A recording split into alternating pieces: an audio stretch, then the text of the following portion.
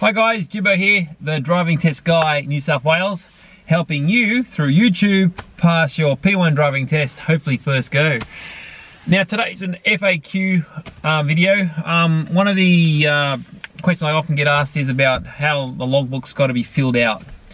But now we're talking about the paper logbook. There's also the apps. There's 3 apps that you can also use. The L to P, license ready, and round trip. I may cover them on another day, but today's topic is about the paper logbook.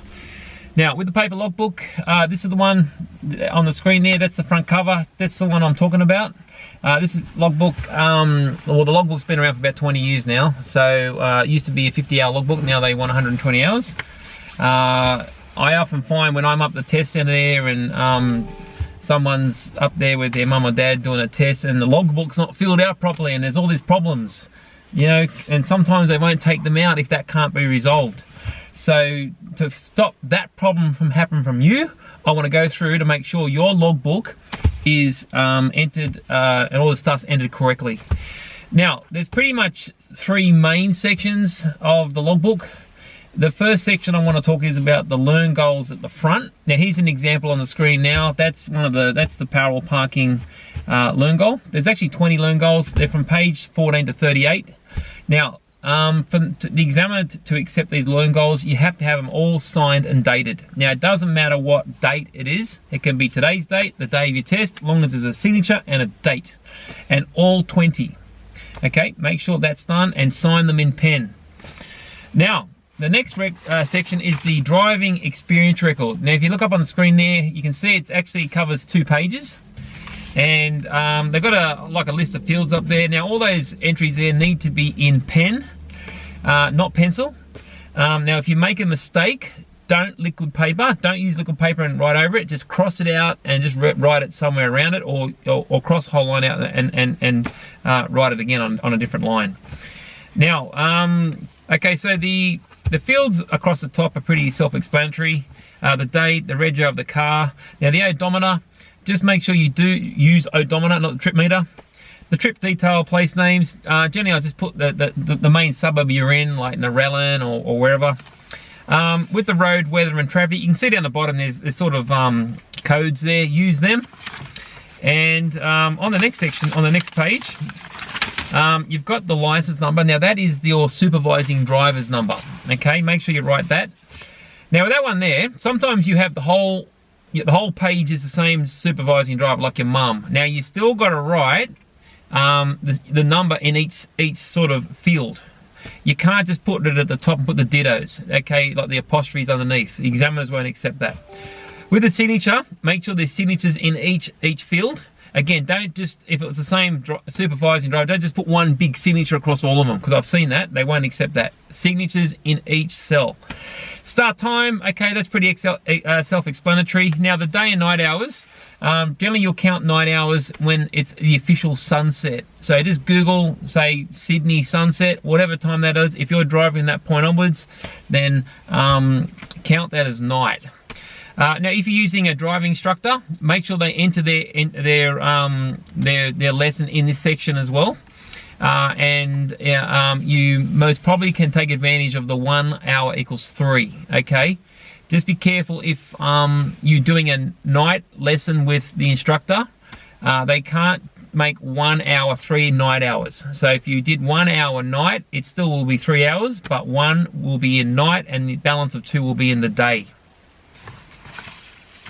Now, down the bottom, you've got the running totals and the total hours. So you've got the total hours for that page, and then you want to keep adding them up as you go page to page with the running total. So you can keep track of your hours. Make sure that's done. Now, when working out that running total, make sure that it's very clearly shows that you've done at least 120 hours. Okay, and then within that 120 hours, 20 of them are night. And remember, night starts from sunset onwards.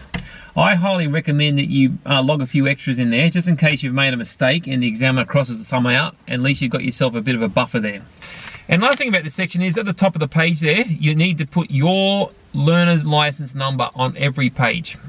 Again, write it all in pen. Now, next section I want to look at is on page 109. It's the declaration of completion. So that needs to be signed by you, the test applicant. Sign, license number, and the date. And also for your supervising driver, whoever witnessed the bulk of 120 hours, signs that. License number and also their telephone number and the date. Make sure page 109 is filled out. Right, now, just on page 110,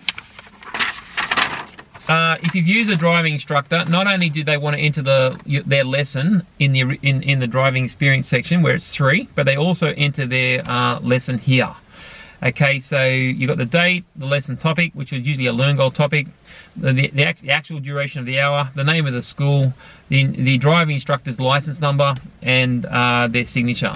Again, make sure that's filled out properly and it's clear. If you've done the Safer Driver course, you can see the section there. Make sure the facilitator and coach have filled out those sections there. And they also need to have a reference to that back in the driver experience record that the 20 hours is entered there. Otherwise, again, the examiner won't accept it.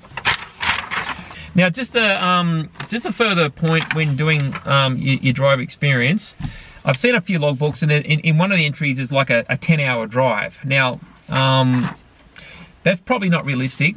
If you have been for a drive, I don't know, down to Melbourne or back, you got to make sure you have a break every 2 hours. So I would highly advise that you drive for 2 hours, if that's what you want to do. Stop, have a break, put that as an entry, and then when you resume driving again, do another entry. But don't just put one entry with 10 hours in, because the examiners generally don't like that. So, well, I wouldn't do that. Okay, so that completes the logbook. Make sure that you've done the learn goals, are all signed and dated. Make sure you've entered the drive experience section correctly, and it's all in pen. Any mistakes is crossed out. Don't use dittos.